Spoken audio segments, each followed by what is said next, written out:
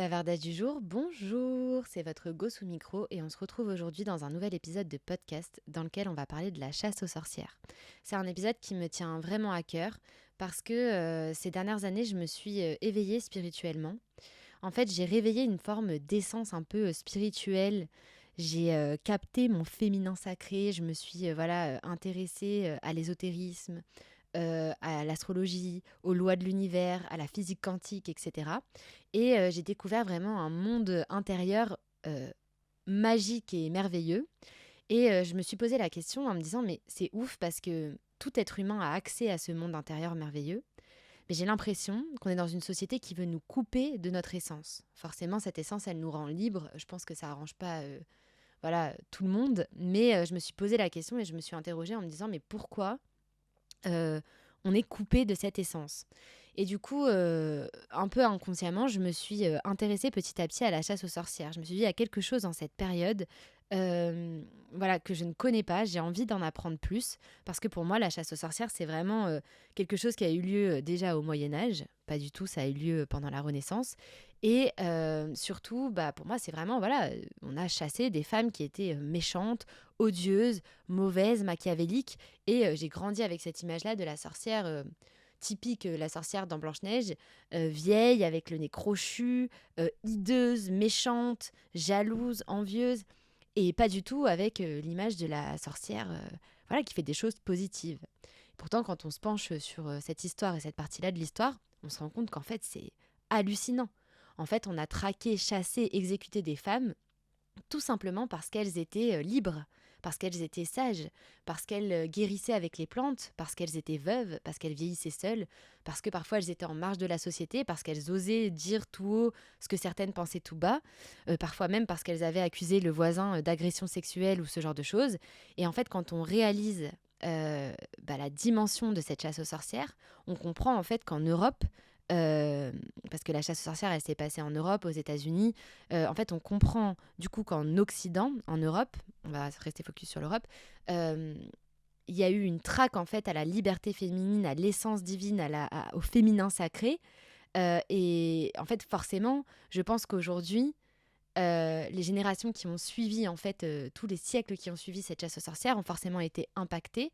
Et je trouve ça sublime, en fait, aujourd'hui, de voir qu'il y a de plus en plus de femmes, en fait, qui affirment leur spiritualité, qui s'intéressent à l'herbologie, qui vont revenir aux médecines beaucoup plus traditionnelles, beaucoup plus douces. Et en fait, c'est un peu comme si, c'était le retour, en fait, à ce qu'on a de plus sacré en nous, à notre connaissance, à notre sagesse.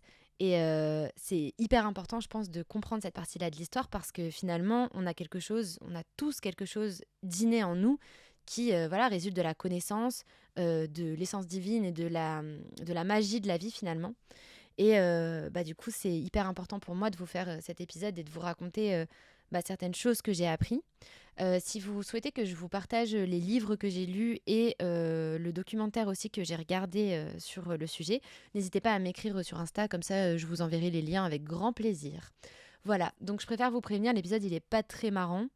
C'est un petit trigger warning, hein. Je vais pas rentrer forcément dans les détails plus que ça, mais notamment sur la partie torture et tout et tout. Mais en tout cas, voilà, je préfère prévenir. Et ce qu'on peut faire, c'est s'installer confortablement, se servir un petit thé et puis plonger dans cette partie-là de l'histoire. La chasse aux sorcières, elle a duré pendant près de 3 siècles, entre le 15e et le 18e siècle. Et il y a eu entre 40 000 et 60 000 personnes qui ont été torturées, humiliées, exécutées. Mais on estime que parmi les victimes, 80% étaient des femmes. C'était des femmes qui, du coup, ont été exécutées pour avoir guéri avec des plantes, pour avoir vieilli seules, pour avoir parlé fort, pour avoir été trop ou pas assez. En fait, quand on était accusé de sorcellerie, on avait très peu de chances d'être jugé non coupable. Et vous allez comprendre pourquoi. Déjà, on va remonter avant l'époque de la chasse aux sorcières. Il y a toujours eu des croyances en sorcellerie dans toutes les cultures, que ce soit la magie, les guérisseuses, les chamanes, etc. Mais en Europe, jusqu'au XIIIe siècle, l'Église, elle considérait que croire en la sorcellerie, c'était vraiment une superstition de paysans ignorants. Ça posait pas problème. Il y avait des histoires parfois, des accusations de sorcières, pas forcément cool, mais c'était vu vraiment comme une hérésie mineure et comme une affaire locale. Ça posait pas problème. Et puis, Il y a eu la famine, la peste, la pauvreté. Et vous savez ce qui se passe quand la société va mal, que le peuple va mal, il faut un bouc émissaire.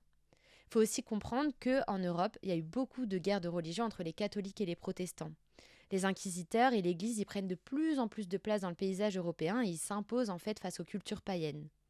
Et en gros, il y a un peu cette volonté-là de la part de l'Église d'uniformiser les croyances, de s'imposer, d'imposer son pouvoir, sa foi.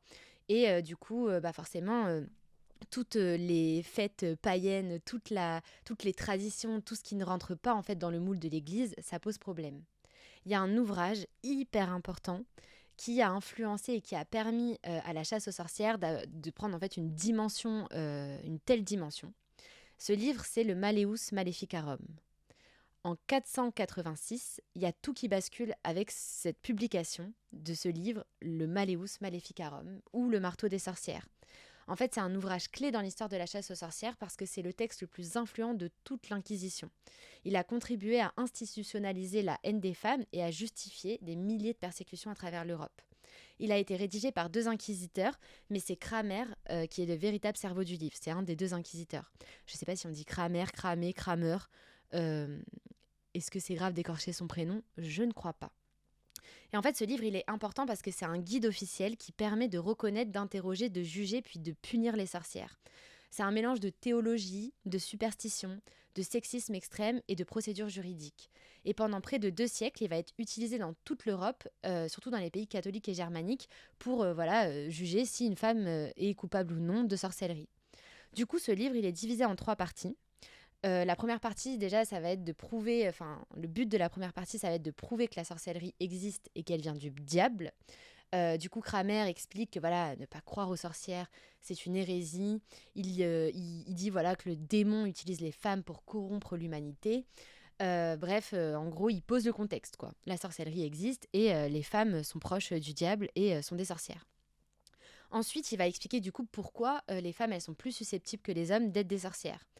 Donc pour Cramer, ce charmant personnage, les femmes, elles vont être moins intelligentes, plus crédules, plus portées vers le sexe, incapables de contrôler leurs émotions et pour lui, c'est des tentatrices naturelles.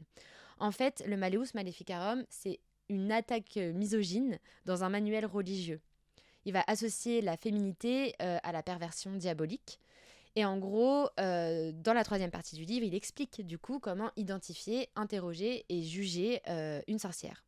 Donc en fait, Cramer, il propose une série de preuves, de marques du diable. Il faut chercher la marque du diable, il faut avoir des aveux sous la torture, il faut aller chercher si, la femme en question n'a pas des malheurs inexplicables. Et en gros, dans son livre, il recommande l'usage systématique de la torture pour obtenir des aveux. Parce que, selon lui, une femme, vu qu'elle est liée au diable, elle niera toujours un quelconque lien avec le diable. Et il conseille aussi de jamais faire confiance aux femmes accusées, même si elles semblent pieuses ou douces. Donc quand je vous disais qu'une fois qu'on était accusé de sorcellerie, c'était super difficile d'être jugé non coupable, c'est-à-dire que si on nie et qu'en plus on a l'air absolument gentil et douce, on est quand même en lien avec le diable. Ce livre, le Malleus Maleficarum, il arrive au moment où l'imprimerie de Gutenberg voit le jour. Il a été du coup imprimé à peine 40 ans après l'invention de l'imprimerie. Et en fait, il a été diffusé à grande échelle. Il a été publié dans une version grand format. Voilà, un très grand livre, mais difficile un peu à transporter partout. Et du coup, il a aussi été publié en format de poche, hyper facile à transporter, à lire partout. En fait, c'était vraiment le livre qu'on mettait sur sa table de chevet, le best-seller le best-seller du XVe siècle. Et même les juges, en gros, ils avaient leur petit Malleus Maleficarum de poche qu'ils pouvaient consulter lors des procès discrètement sous la table pour se référer au guide. Voilà, au guide pour vérifier si les femmes interrogées étaient des sorcières ou non. En fait, le livre, il répond vraiment à une peur grandissante du diable et à un besoin de contrôle social et sexuel. Ce livre, en fait, il a vraiment créé un climat de terreur autour de la femme et il a mis en fait dans la tête de beaucoup de personnes que toute femme un peu différente, c'était une ennemie de Dieu, elle pouvait être en lien avec le diable et par exemple, si dans un village, je sais pas, il y avait plein de vaches qui tombaient malades, si il y avait une femme dans ce village-là qui était un peu marginale, c'était elle qu'on accusait.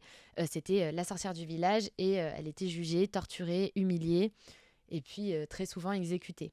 En fait, le Maléus, il a ancré durablement l'idée que la femme, elle était liée au diable et ça a nourri un sexisme structurel pendant des siècles. Et je pense très sincèrement que toute la place de la femme dans notre société aujourd'hui, il y a plein de choses qui résultent de cette période-là. Je vais vous citer un petit exemple, une petite citation du Maléus, voilà. Toutes les sorcelleries sont causées par une insatiable lubricité féminine. Les femmes sont aussi plus enclines à la superstition, et lorsqu'elles usent de leur charme et de leur sexualité, elles deviennent les instruments les plus dangereux du mal. Ainsi, elles renient la foi, se donnent au diable et corrompent les hommes. Voilà, très sympa. Du coup, ce manuel, il va devenir la Bible des juges et des inquisiteurs pendant plus de 2 siècles et on va apprendre à identifier une sorcière, à la faire parler, à la condamner. La chasse aux sorcières, elle naît vraiment dans un monde où le féminin libre dérange de plus en plus. Euh, le corps des femmes, il est de plus en plus surveillé, leur savoir, c'est considéré comme suspect, leur pouvoir est vu comme un danger. Il y a un stéréotype, un profil type de femme qui pose vraiment problème aux inquisiteurs, c'est la sage-femme. Avant, la grossesse, c'était vraiment un entre-soi féminin, c'est-à-dire que les femmes vivaient leur grossesse avec d'autres femmes. Il y avait des guérisseuses, du coup les sages-femmes, qui avaient une connaissance parfaite du corps féminin, qui s'y connaissaient en herbologie. Elles savaient quelle plante médicinale utiliser pour tel ou tel souci. Et en fait, cet entre-soi féminin, il a commencé à déranger les inquisiteurs. Et en fait, il y a des hommes qui se sont interposés dans les grossesses, dans les questions de médecine féminine, etc. Et qui ont du coup imposé une médecine beaucoup plus masculine. Et en fait, vraiment dans la chasse aux sorcières, la sage-femme, elle est vraiment... c'est une des femmes qui pose le plus problème parce que dans l'imaginaire inventé, créé par les inquisiteurs, il y a cette idée-là que la sage-femme, en fait, est très, très, très liée au diable, puisque sa connaissance lui permet, de créer des potions magiques, pas des potions magiques, mais de créer des poisons, de jeter des sorts, de faire des offrandes de nourrissons, par exemple, au diable, etc. Et du coup, la traque aux sages-femmes, elle est hyper importante dans la chasse aux sorcières. En fait, c'est pas la chasse aux sorcières, c'est la chasse aux femmes qui ont de la sagesse, de la connaissance, du savoir, aux femmes guérisseuses. Enfin, c'est vraiment, vraiment, vraiment dingue. Il y a plein de procès qu'on peut retrouver sur Internet, plein de retranscriptions qui permettent de voir comment se déroulaient les procès, de comprendre à quel point c'était humiliant, violent et absurde. Mais moi, j'aimerais vous parler de la chasse qui a eu lieu au Pays Basque. Parce que cette chasse, elle permet de comprendre l'absurdité de la chasse aux sorcières et surtout, elle permet de comprendre que quand on ne connaît pas certaines coutumes, certaines traditions, quand on est étranger à quelque chose, l'imaginaire peut vraiment créer de la peur, de la méfiance, de la violence. Et du coup, c'est une chasse qui est très spécifique et qui permet de comprendre vraiment l'absurdité de la chasse aux sorcières. En 1609, Henri IV envoie un homme nommé Pierre de l'Ancre. Voilà. Il l'envoie au Pays Basque parce que dans ces montagnes du Labour, il y a beaucoup de danses, de chants. Il y a beaucoup de traditions païennes en fait qui inquiètent Henri IV. Henri IV, lui, ce qu'il veut, c'est vraiment uniformiser toute la France et faire en sorte que sa foi, ses croyances, l'Église, etc., soient de plus en plus installées et de plus en plus d'influence finalement auprès des peuples. Le truc, c'est que la France, à la base, c'est plein de communautés, c'est plein de traditions différentes selon les régions, etc. Et au Pays Basque, les traditions païennes, elles sont encore hyper, hyper, hyper présentes. En gros, les Basques, ils sont trop libres, trop anciens, trop différents, et ça pose problème à Henri IV. Du coup, Henri IV envoie un magistrat, un fervent catholique, qui s'appelle Pierre de l'Ancre. Pierre de l'Ancre est un odieux personnage. Vraiment, c'est la perversion, c'est le mal, c'est vraiment tout ce qu'on peut faire de plus mauvais en matière de boug. Hein. Voilà. Lui, il est convaincu que le diable rôde parmi les Basques, et notamment chez les femmes. Et du coup, il est envoyé pour avoir un tribunal ambulant qui ambule dans la région et dans le Labour. En quelques mois, Pierre de l'Ancre, il va faire arrêter des centaines de femmes, d'hommes et d'enfants. Il va les interroger, les torturer, les condamner. parce que, en fait, pour lui, tout est suspect. Dans le village, il y a des gens qui dansent, il y a des herbes médicinales, il y a des bains de mer, il y a des femmes joyeuses. Pour lui, c'est vraiment tout ce qui se passe, c'est vraiment très, très, très bizarre, quoi. Donc quand lui, il était à Bordeaux, il se passait pas des trucs comme ça, quoi. Les gens ne dansaient pas dans les villages. Diable. Et du coup, au cours de ces mois, il est resté 4 mois, il a fait brûler plus de 60 femmes, peut-être même des centaines, on ne sait pas vraiment. En gros, il est arrivé en août dans la région basque. Et en août, il y a beaucoup de marins qui partaient en Terre-Neuve pour aller pêcher. Et il a arrêté son tribunal ambulant en novembre parce que en fait, les marins sont revenus de la mer et forcément, ils se sont révoltés quand ils ont vu ce qui s'était passé pendant 4 mois et toutes les femmes qui ont été exécutées, etc. Ce qui est fou dans cette histoire de chasse au labour, c'est qu'en fait, Pierre Delancre, il a interrogé plus de 500 témoins. En gros, lui, il menait son enquête, il a interrogé 500 témoins qui témoignaient sur le sabbat. Donc en fait, le sabbat, c'est cette fameuse fête satanique auquel les sorcières participeraient. Et dans ces 500 témoignages, il a eu des descriptions de scènes déjantées, diaboliques, sexuelles, démoniaques. Mais en fait, en analysant les témoignages, les historiens ils se sont rendus compte que la plupart des témoignages, c'était des témoignages d'enfants mineurs, sachant que à l'époque, l'âge légal pour témoigner, c'était 12 ans pour les filles et 14 ans pour les garçons. C'est l'âge de maturité défini par l'Église. En gros, ce qu'il a fait, Pierre Delancre, c'est qu'il a interrogé plein d'enfants et leur a dit, voilà, vous serez mes yeux, vous serez mes espions, rapportez-moi ce qui se passe au sabbat, etc. Nanani, nanana. Et donc, en fait, les enfants, eux, ils ont retranscrit en effet des images, mais en fait, eux, ce qu'ils ont rapporté, c'est des images de fêtes païennes, c'est-à-dire de fêtes traditionnelles basques. Par exemple, dans les Pays basques, il y a un carnaval qui s'appelle la Zubieta, et c'est un carnaval qui est issu de très très vieilles traditions. Et en gros, c'est pour accueillir l'arrivée du printemps et chasser l'hiver. Donc dans ce carnaval, on a d'abord un défilé d'hommes terrifiants qui sortent des bois. Ils ont des masques, ils sont vraiment horribles, ils sont très très moches. Ils jettent de la boue partout, ils brûlent tout, ils se contorsionnent. Enfin vraiment, c'est des monstres. Et en fait, eux, ils représentent l'hiver parce que à l'époque, l'hiver c'était vraiment la pire saison de l'année, notamment pour les récoltes, etc. C'était très très dur d'être en hiver. Et ensuite, dans le défilé du carnaval, il y a des hommes vêtus de blanc, avec des grosses cloches, etc., qui ont un balai dans les mains. Et en fait, ils sont là pour nettoyer les dégâts causés par l'hiver et pour permettre au printemps, en fait, d'arriver dans des meilleures conditions. Et en gros, quand Pierre Delancre, il récolte tous ces témoignages et qui fait, en gros, un dessin du sabbat, en fait, il reprend absolument tous les codes de ce carnaval-là. Et le fameux balai que finalement les hommes qui défilent tiennent pour nettoyer les dégâts causés par l'hiver, en fait, il est repris comme symbole de la sorcière. Et après, lui, son imaginaire fait que, il dit oui, les femmes chevauchent leur balai, elles copulent avec le diable, etc. Mais en fait, c'est qu'il amplifie les témoignages d'enfants qui racontent tout simplement les fêtes traditionnelles. Du coup, quand une femme était accusée de sorcellerie, Pierre Delancre, forcément, faisait ausculter les femmes au peigne fin. Comme je vous l'ai dit, il y avait pas mal de tortures dites dans le Malleus Maleficarum pour voir si une femme était vraiment en lien avec le diable. Donc il y avait une technique, ça va être un peu dur à écouter je pense, mais qui consistait à planter des aiguilles dans le corps des femmes et à aller chercher sur la peau et sous la peau la marque du diable. En gros, si une femme ne réagissait pas, au moment où on lui piquait l'aiguille, c'est qu'elle était en lien avec le diable. Mais il faut comprendre que on faisait pas un petit point d'acupuncture, c'était genre on piquait les femmes de partout. Et au bout d'un moment, avec le stress, le cerveau aussi qui se met en mode protection, parfois les femmes ne réagissaient plus. Et donc du coup, elles étaient accusées de sorcellerie. On cherchait vraiment partout, même dans les zones intimes, dans les cheveux, on leur rasait la tête, etc. Ensuite, il y avait tous les instruments de torture, les broyeurs de pouces, les trucs pour écarteler. Enfin, vraiment, c'était de la torture physique, mais aussi beaucoup psychologique. C'est-à-dire que tant que la femme niait, finalement, on faisait tout pour qu'elle passe aux aveux.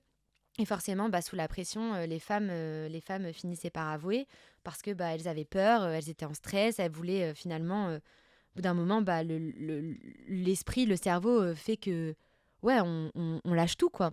Donc c'était très difficile, du coup, encore une fois de plus, quand on était accusé de sorcellerie, d'être jugé non coupable.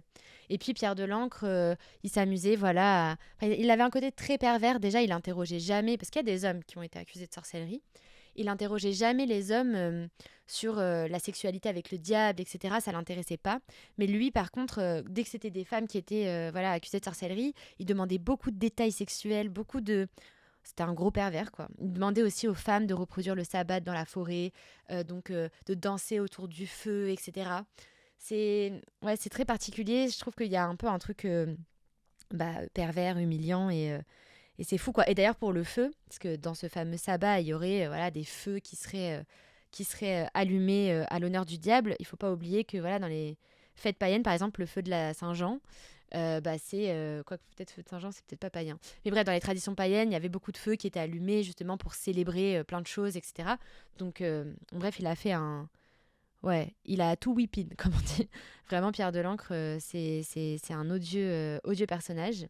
Du coup, sa chasse dans les Pays Basques, elle s'est arrêtée du coup en novembre 1609 quand les marins sont rentrés parce que les marins se sont révoltés. Et puis en plus, Pierre Delancre, il était tellement obsédé par le diable, la démonologie, etc., qu'il a aussi commencé à accuser des prêtres. Et en fait, l'évêque, il a dit hop, hop, hop, mon coco, on va se calmer. Tu touches pas à mes prêtres, c'est mort. Et il y a aussi beaucoup de nobles qui ont commencé à être accusés. Et du coup, pour la noblesse, c'était vraiment perçu comme une menace. Donc Pierre Delancre, il a dû rentrer chez lui, prendre ses clics et ses claques.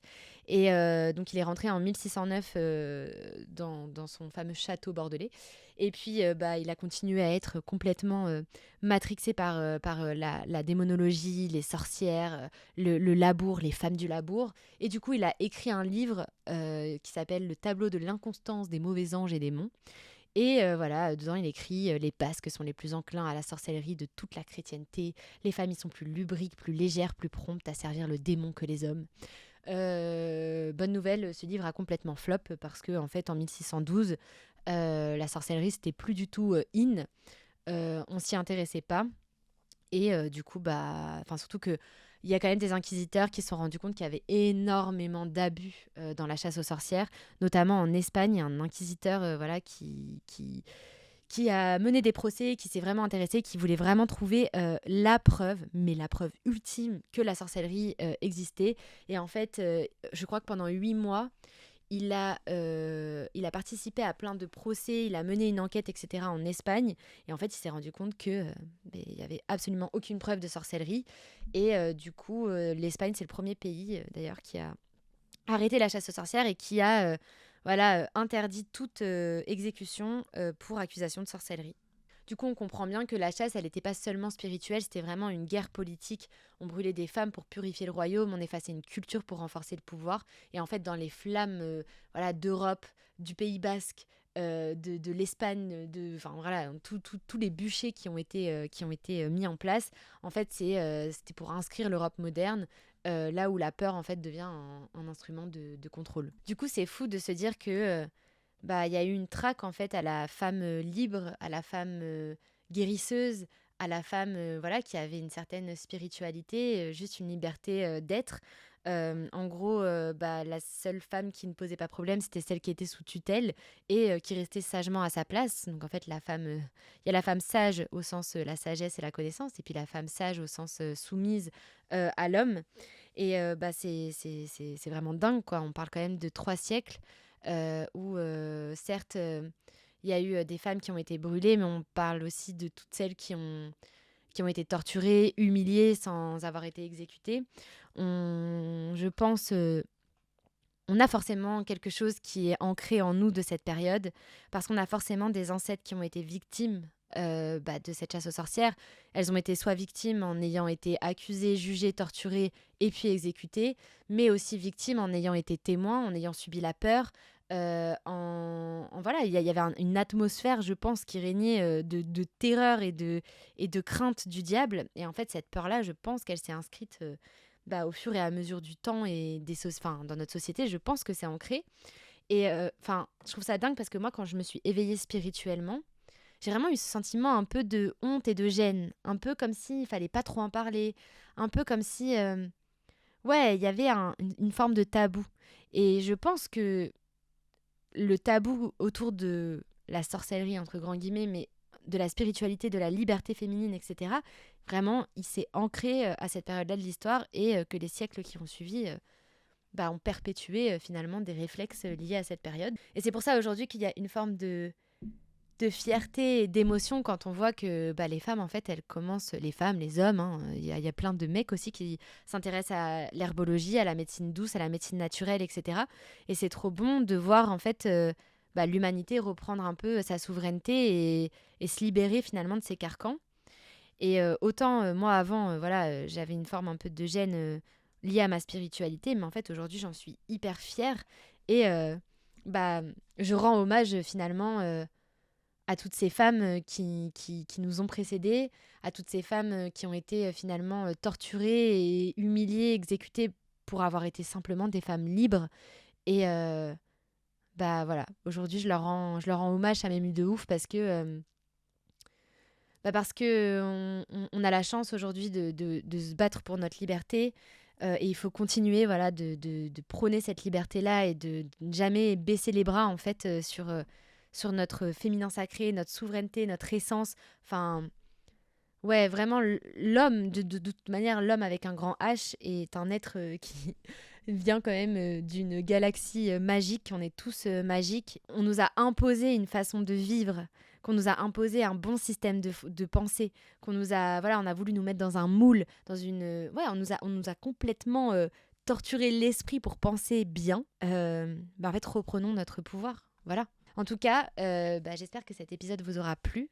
J'espère que voilà, ça va vous donner envie de vous renseigner sur cette période-là de l'histoire. N'hésitez pas à lire Le Complexe de la sorcière. Il y a un très très bon documentaire aussi Arte sur le sujet. C'est hyper intéressant. Et franchement, faites vos recherches. C'est une période de l'histoire qui est à la fois fascinante mais aussi libératrice sur qui on a le droit d'être aujourd'hui. Voilà. En tout cas, prenez soin de vous et je vous dis à bientôt. Et surtout, restez libres et soyez magiques. Bisous!